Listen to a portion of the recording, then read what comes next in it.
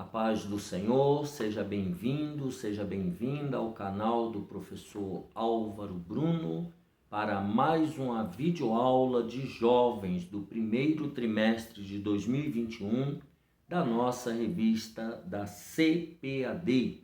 O tema é Ensina-nos a orar. Hoje nós vamos ver a lição número 10. Se você perdeu alguma das lições anteriores, ative aí a playlist, tem todas as 9 lições. Aproveita também, tem as lições de adultos, também da nossa CPAD do primeiro trimestre de 2021. Já aproveita, já faz o curso completo, não é verdade?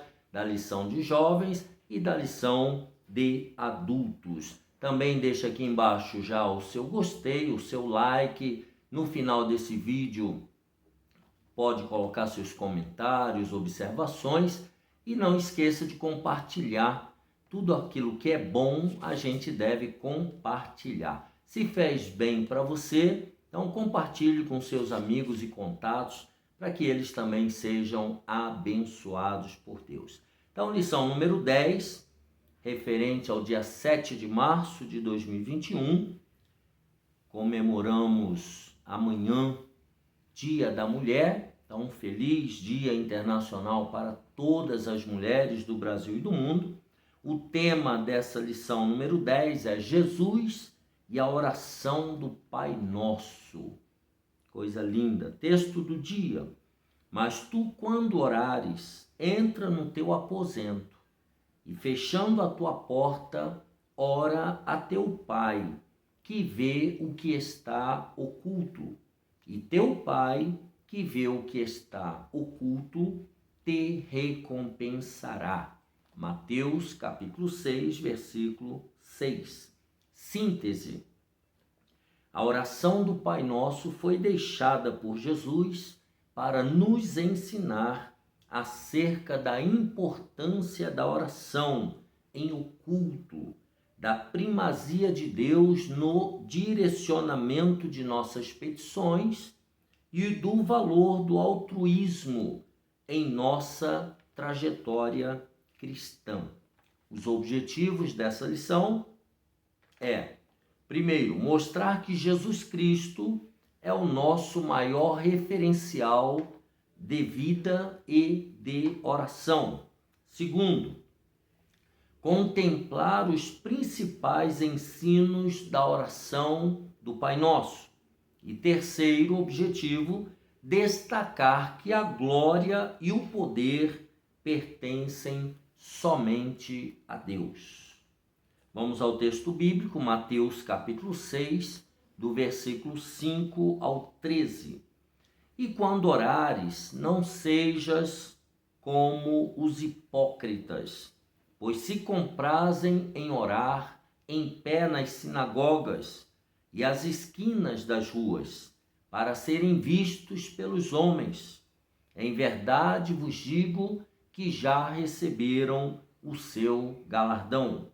Mas tu, quando orares, entra no teu aposento e, fechando a tua porta, ora a teu Pai, que vê o que está oculto, e teu Pai, que vê o que está oculto, te recompensará. E orando, não useis de vãs repetições como os gentios, que pensam que, por muito falarem, serão ouvidos. Não vos assemelheis, pois, a eles, porque vosso Pai sabe o que vos é necessário antes de vós lhe pedirdes. Portanto, vós orareis assim: Pai nosso, que estais nos céus, santificado seja o teu nome. Venha o teu reino, seja feita a tua vontade na terra como no céu. O pão nosso de cada dia dá-nos hoje. Perdoa-nos as nossas dívidas, assim como nós perdoamos aos nossos devedores. e não nos induzas à tentação, mas livra-nos do mal, porque teu é o reino e o poder e a glória para sempre. Amém. É tão gostoso essa leitura da oração modelo.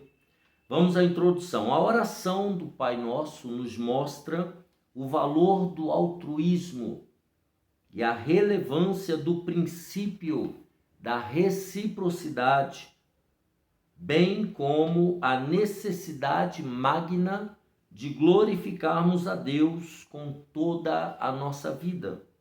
Essa oração é um convite a vivermos com intensidade o verdadeiro cristianismo, seguindo a Jesus de forma integral e convicta.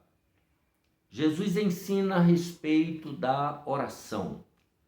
Subtópico 1, Jesus, o nosso referencial em tudo.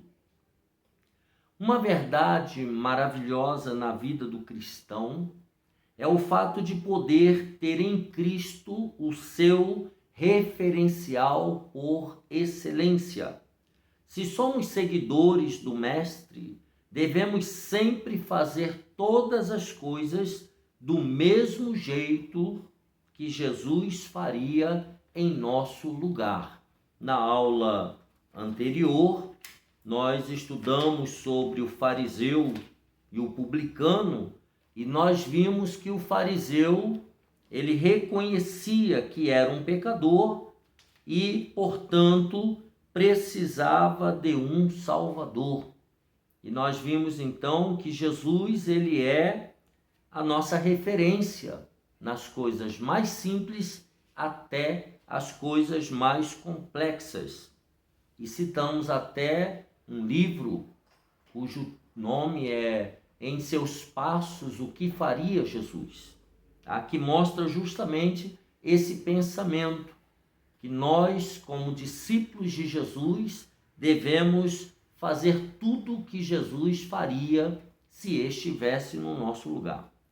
Então veja bem, os evangelhos são repletos de histórias vividas pelo Mestre, que nos dão parâmetros exatos acerca de seus procedimentos, de suas orientações e de como ele agia em cada momento de sua trajetória.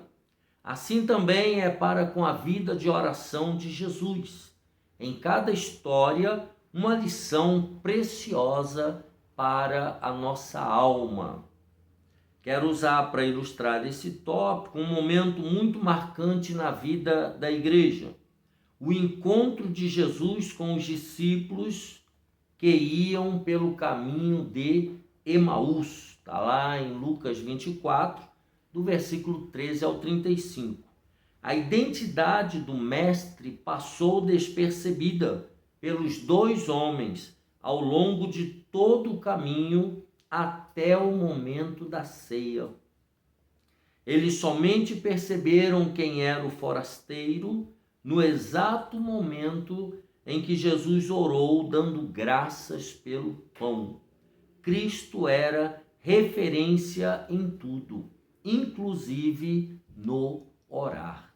Então, nós vemos aqui que Jesus, ele precisa ser o nosso referencial em tudo, em toda a nossa vida, nos mínimos detalhes. E é isso que ele usou aqui sobre aqueles dois discípulos a caminho de Emaús.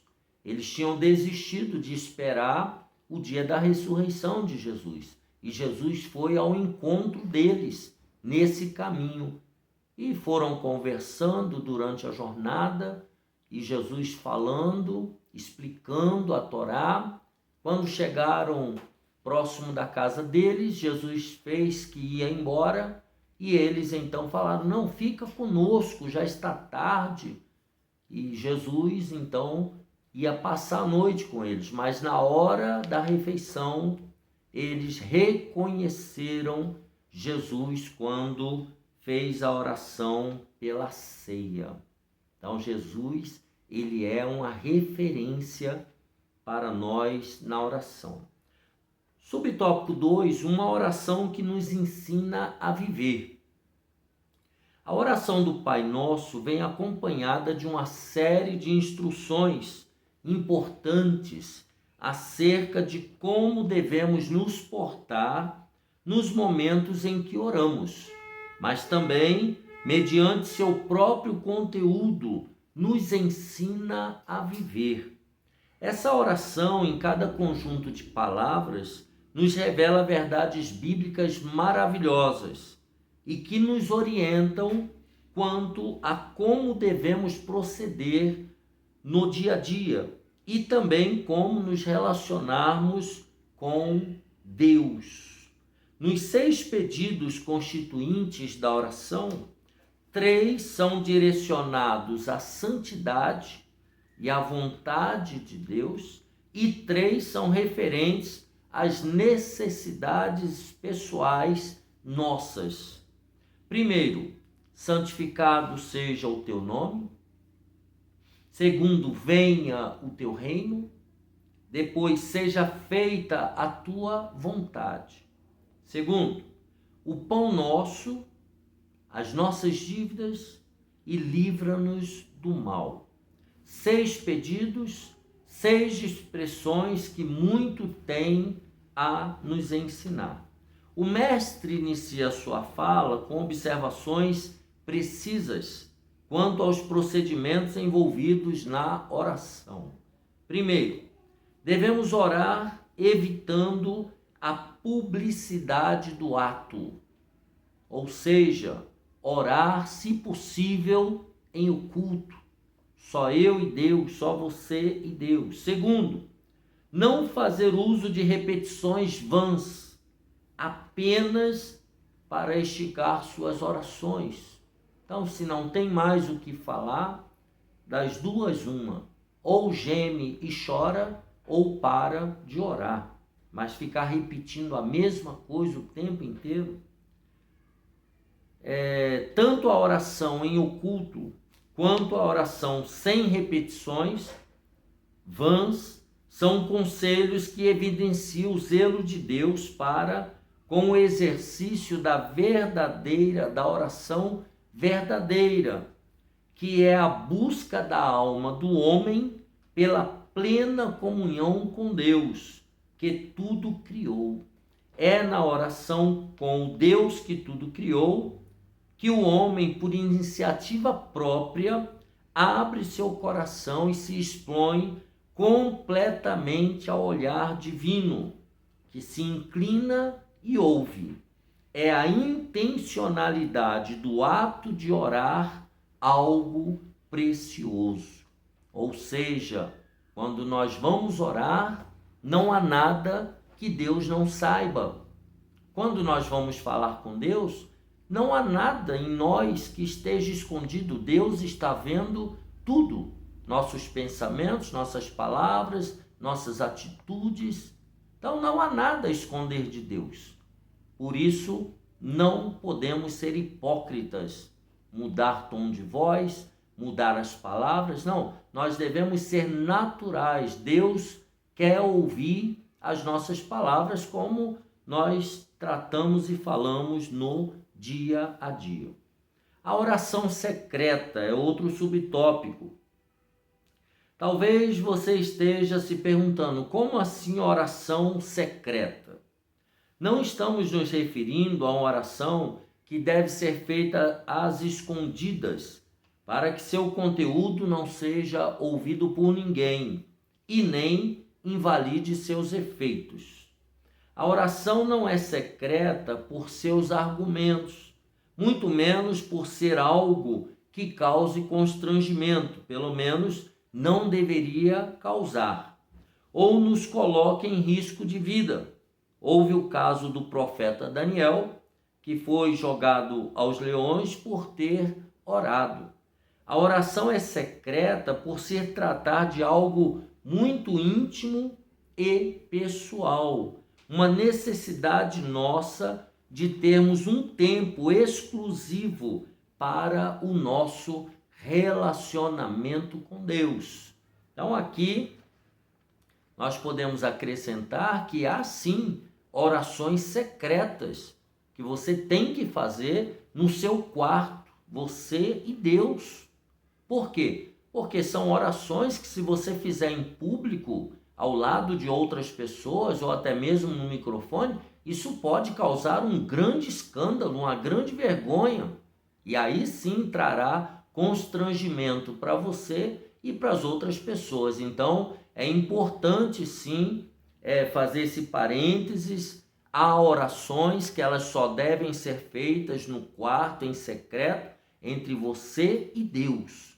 Oração em público, as palavras precisam ser muito bem medidas e os temas que você vai tratar em público na sua oração também devem ser temas amplos e universais para evitar problemas e constrangimentos.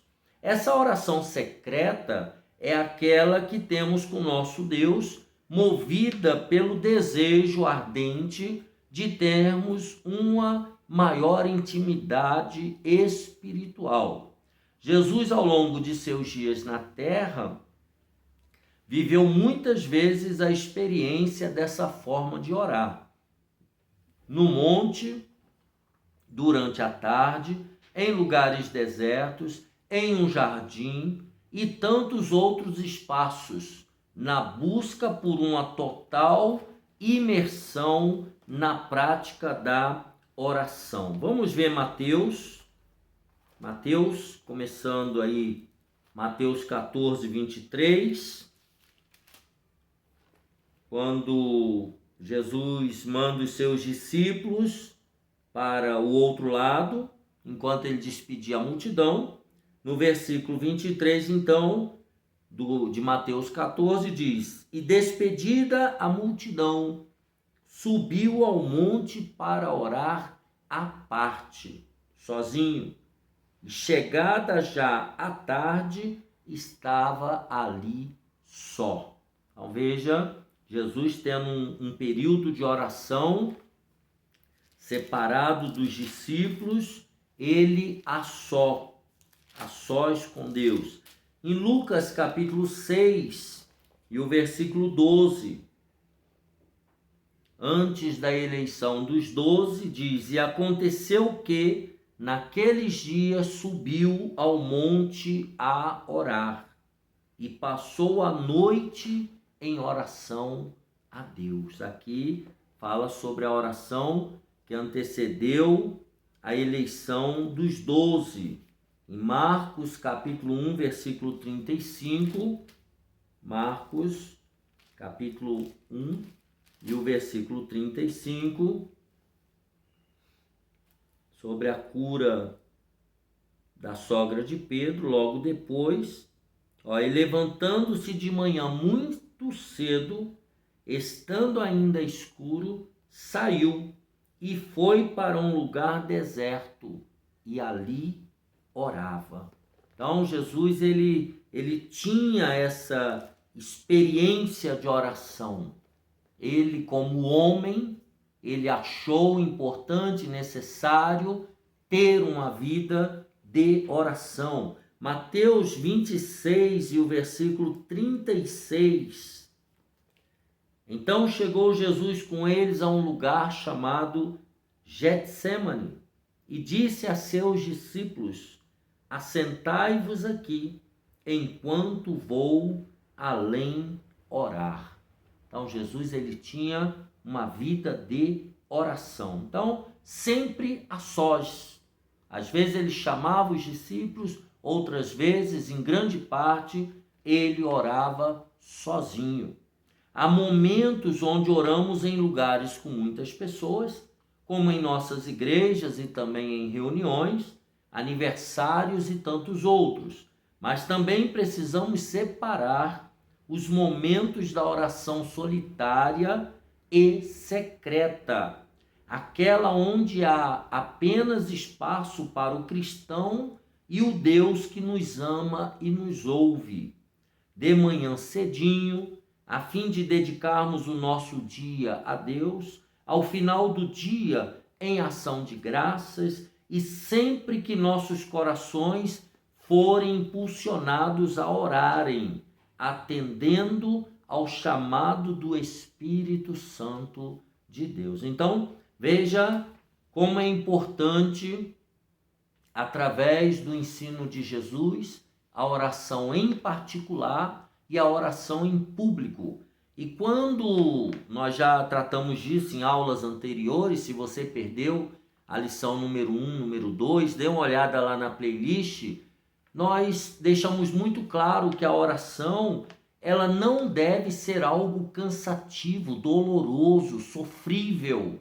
Pelo contrário, a oração, ela precisa se tornar algo prazeroso.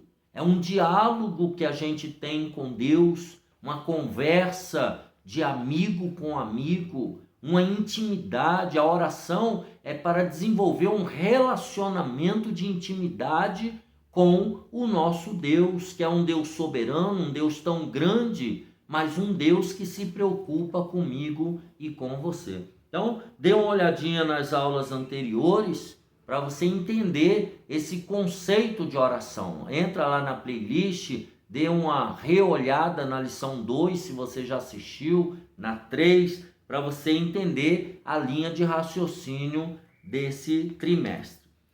Tópico número 2, os principais ensinos da oração do Pai Nosso. Agora, vamos entrar especificamente nessa oração modelo. Primeiro, uma oração altruísta. A palavra altruísmo não é tão usada em nosso vocabulário, porém, tem muito a dizer sobre o seu significado. Veja, bondade, abnegação, beneficência, desapego, desprendimento, caridade, desinteresse, entrega, generosidade, humanitarismo, longanimidade, renúncia, entre outros sinônimos. Esses sentidos são necessários ao caráter do cristão comprometido com o reino de Deus. Na oração do Pai Nosso, Jesus nos ensina a orar de um modo que evidencia o coletivo, o humanitário e o desprendimento do benefício próprio. Os pronomes utilizados indicam sempre o foco no coletivo e não no individual. Pai nosso, venha a nós o pão nosso, nos dá, perdoa nossas ofensas, não nos deixes cair. Então, é sempre pensando no coletivo, sempre pensando no grupo. Jesus, através de sua caminhada diária, mostrava no ministério terreno o valor do altruísmo. Falar em amar é fácil. Amar na prática já é outra história. Motivado pelo amor, em uma prática altruísta, vemos Jesus diversas vezes abençoando vidas que ninguém queria ajudar. Entre elas, a mulher do fluxo de sangue. Está lá em Marcos 5:24. Se você puder abrir a sua Bíblia, Marcos capítulo 5:24. Quando naquela sociedade era a prática normal da segregação daqueles que tinham alguma deficiência física, alguma deficiência moral, alguma doença considerada impura pela religião vigente. Então, o que se fazia? Aquela pessoa era banida, ela era tirada do meio social, ela era excluída. Mas o que diz o texto é que Jesus, ele pensava no outro, ele abençoava vidas por onde passava. Marcos 5:24, eu estou lendo na melhor Bíblia do Brasil, a Bíblia de Estudo Pentecostal da nossa CPAD. Diz assim: foi com ele, seguia, e certa mulher que havia 12 anos tinha um fluxo de sangue, e que havia padecido muito com muitos médicos, e gastado tudo quanto tinha, nada lhe aproveitando isso, antes indo a pior. ouvindo falar de Jesus, veio por detrás entre a multidão e tocou na sua vestimenta, porque dizia: se tão somente tocar nas suas vestes, sararei. E logo se lhe secou a fonte do seu sangue, e sentiu no seu corpo estar já curada daquele mal. E logo Jesus, conhecendo que a virtude de si mesmo saíra, voltou-se para a multidão e disse: quem tocou nas minhas vestes? E disseram-lhe os seus discípulos: vês que a multidão te aperta e dizes: quem me tocou? E ele olhava em redor para ver a que isso fizera. Então a mulher, que sabia o que lhe tinha acontecido, temendo e tremendo, aproximou-se e prostrou-se diante dele e disse-lhe toda a verdade. E ele lhe disse: filha, a tua fé te salvou. Vai em paz e ser curada deste teu mal. Então veja que Jesus, ele por onde passava, ele incluía as pessoas. Aquela mulher que sofria 12 anos do fluxo de sangue, Jesus curou.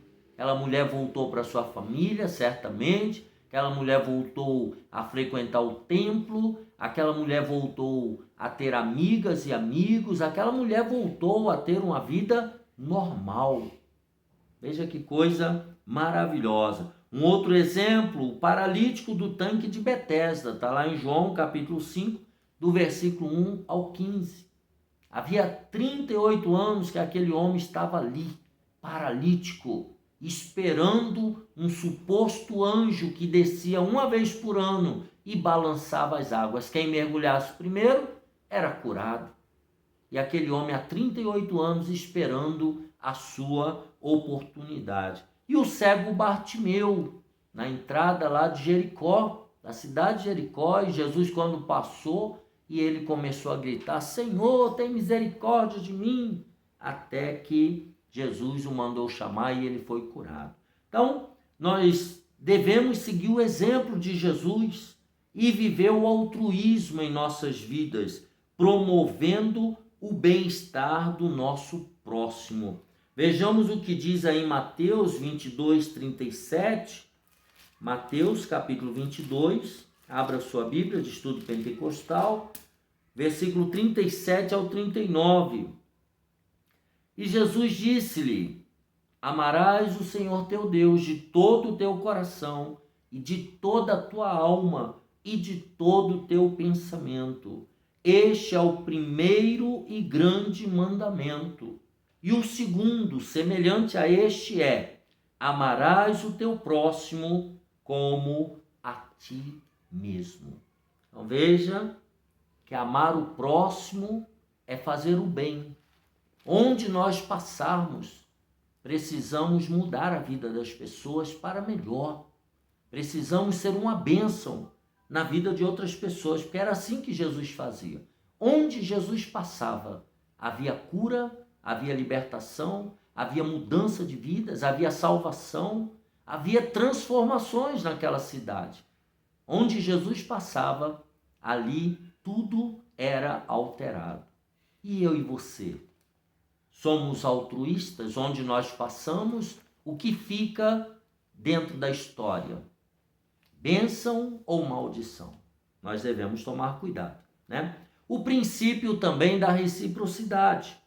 Outro elemento que nos chama a atenção na oração do Pai Nosso é a incisiva aplicação do princípio da reciprocidade.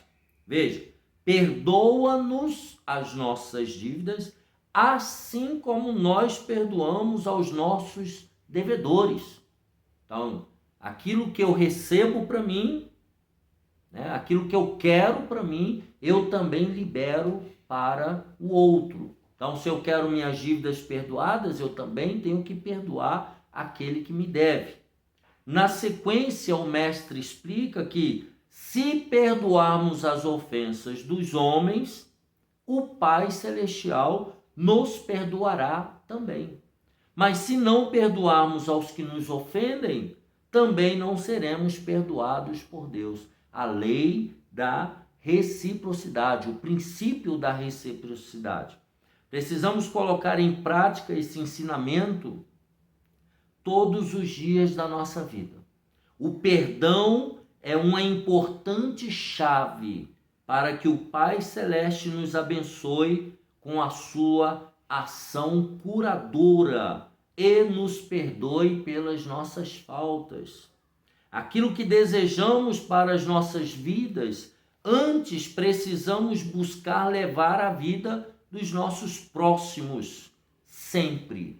Vamos ver isso em Mateus 6,37.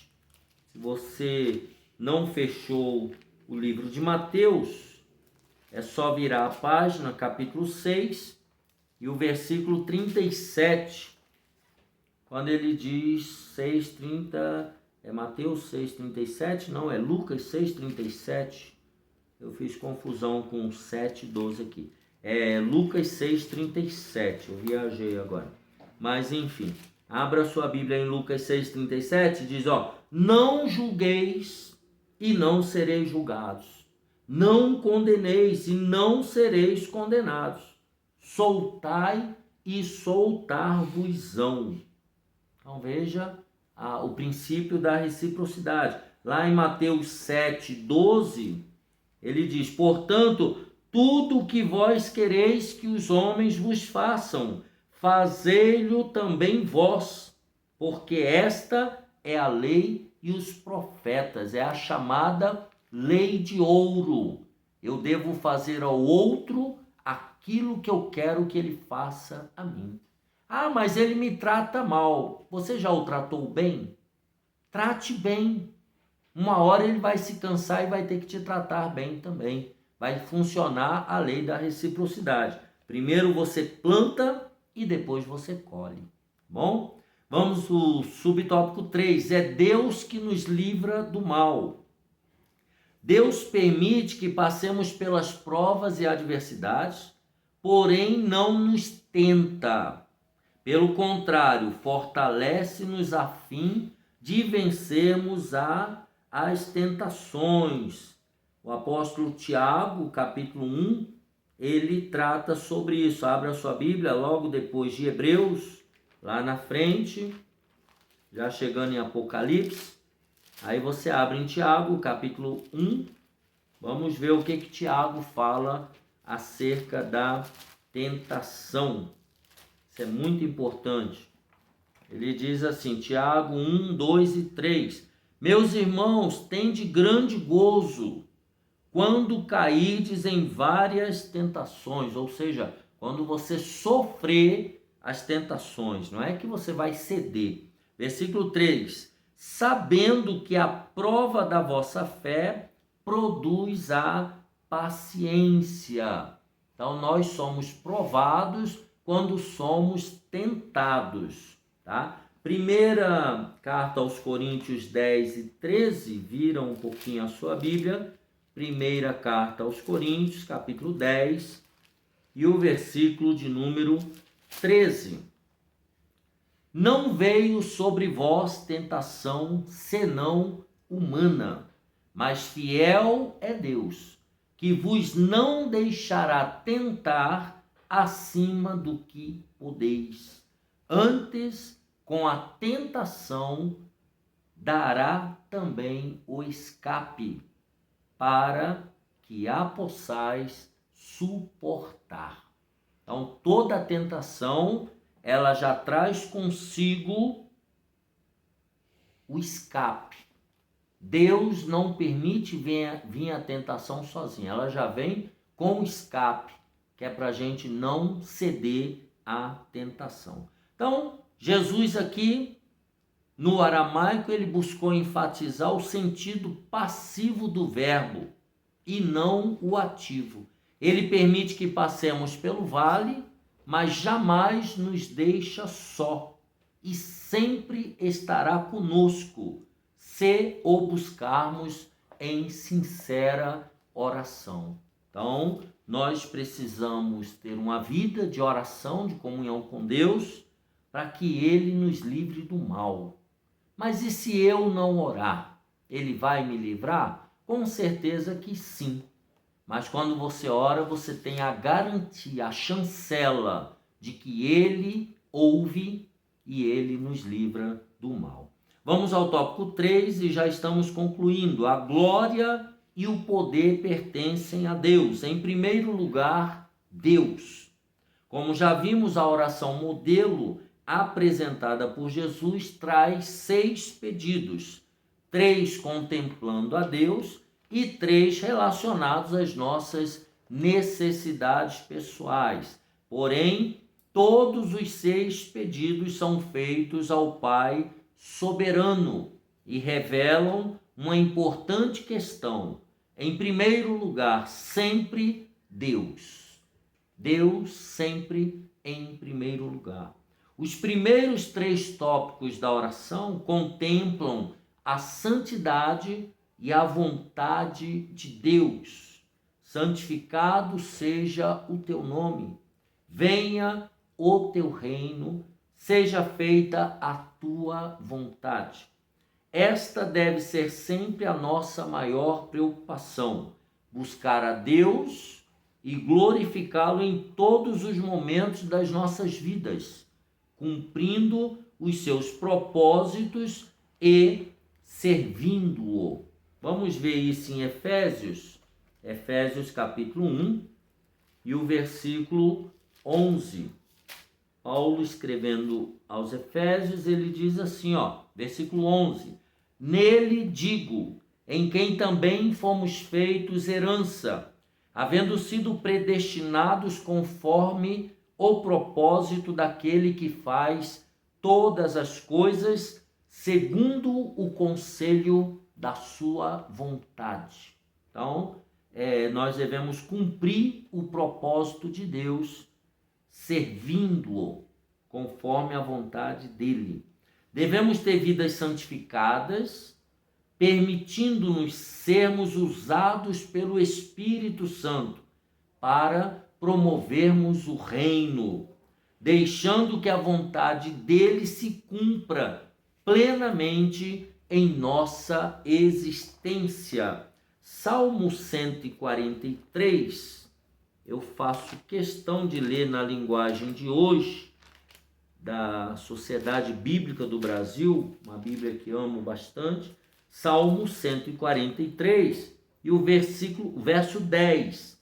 Tu és o meu Deus, ensina-me a fazer a tua vontade, que o teu Espírito seja bom para mim e me guie por um caminho seguro. Então veja, precisamos pedir ao Espírito Santo que nos ajude a fazer a vontade de Deus, para que a vontade de Deus se cumpra plenamente na nossa vida. Também os pedidos relacionados às nossas necessidades pessoais colocam Deus como quem age e provê o milagre diário da vida. O pão nosso, as nossas dívidas, livra-nos do mal, são petições dirigidas ao Pai e expressões de dependência satisfeita pela presença divina em nossas vidas.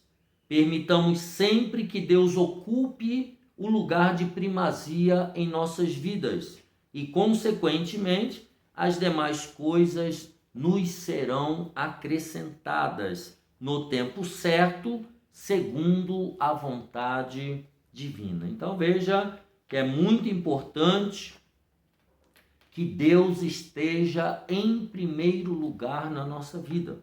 Número 2, santificado seja o teu nome.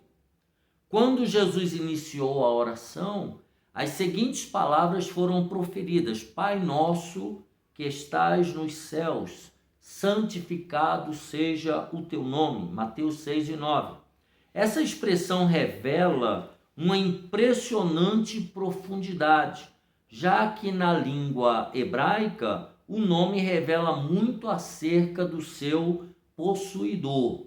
Quando falamos santificado seja o teu nome, estamos nos comprometendo com a ação de santificação do nome precioso do Pai Nosso. Há apenas uma forma coerente e respeitosa de proferirmos essas palavras, vivendo-as em nossas próprias histórias de vida. Está lá em Efésios, se você não fechou a sua Bíblia de Estudo Pentecostal, no versículo 4 do capítulo 1, que diz assim: como também nos elegeu nele, antes da fundação do mundo, para que fôssemos santos e irrepreensíveis diante dele em caridade. Então, vivendo com a presença de Deus nas nossas próprias vidas. Vejamos também João 17, na oração de Jesus pelos seus discípulos e por nós também. João 17, versículos 18 e 19, que diz assim, 18 e 19, assim como tu me enviaste ao mundo, também eu os enviei ao mundo, e por eles me santifico a mim mesmo, para que também eles sejam santificados na verdade. Então veja, quando é que nós santificamos o nome de Deus? Quando nós vivemos a presença de Deus na nossa vida diária. O último subtópico é chegado o reino. O reino de Deus é a demonstração do poder divino em ação. Aqui os dois aspectos do reino podem ser observados. Primeiro, a dimensão presente e segundo, a dimensão futura. Quando refletimos acerca do aspecto presente, vemos que o reino se manifesta onde quer que Deus seja adorado e seguido. Já no aspecto futuro, o reino será completo quando Cristo voltar. Isso está lá em 1 Coríntios 15, do 23 ao 28, e 2 Tessalonicenses 2, 8. É importante destacarmos que somente Deus pode estabelecer o seu reino. A nós cabe a tarefa de nos colocarmos sob a direção divina para anunciá-lo ao mundo. Nossas orações devem focar as duas dimensões do reino de Deus, tanto no nosso cotidiano quanto também no futuro. Devemos orar para que o reino de Deus venha a se manifestar diante de todos os homens. À medida que a igreja avança em sua missão, o reino de Deus se faz presente, promovendo a justiça e a ação do Espírito Santo sobre o seu povo, para destruir as obras do inimigo, curar os doentes e anunciar a salvação dos perdidos. Também é nosso dever orar constantemente para que Cristo volte e, numa total manifestação da glória de Deus e do seu poder, estabeleça no tempo certo o reino de Deus por toda a eternidade. Então, essa é a oração de todo cristão, que o reino de Deus se manifeste no mundo, trazendo paz, perdão e salvação, e que o reino de Deus seja implantado na terra. Por isso a oração Maranata, ora vem Senhor Jesus. Então, concluindo, a oração do Pai Nosso é um convite a buscarmos uma vida diária ainda mais próxima dos padrões divinos. Ao falarmos do santo nome de Deus, assumimos um compromisso com a santificação. Ao clamarmos pela misericórdia divina, almejamos também as bênçãos sobre as pessoas que conosco caminham. E ao reconhecermos que o reino de Deus é chegado, nos comprometemos em viver intensamente o nosso chamado a ser verdadeiramente igreja, o corpo de Cristo. Que Deus te abençoe e te guarde, que essa oração do Pai Nosso seja uma realidade na sua vida e na minha vida. Jesus e a oração do Pai Nosso, lição número 10. Que Deus te abençoe e te guarde. Deixa aqui embaixo o seu gostei e até a próxima aula, se Deus quiser.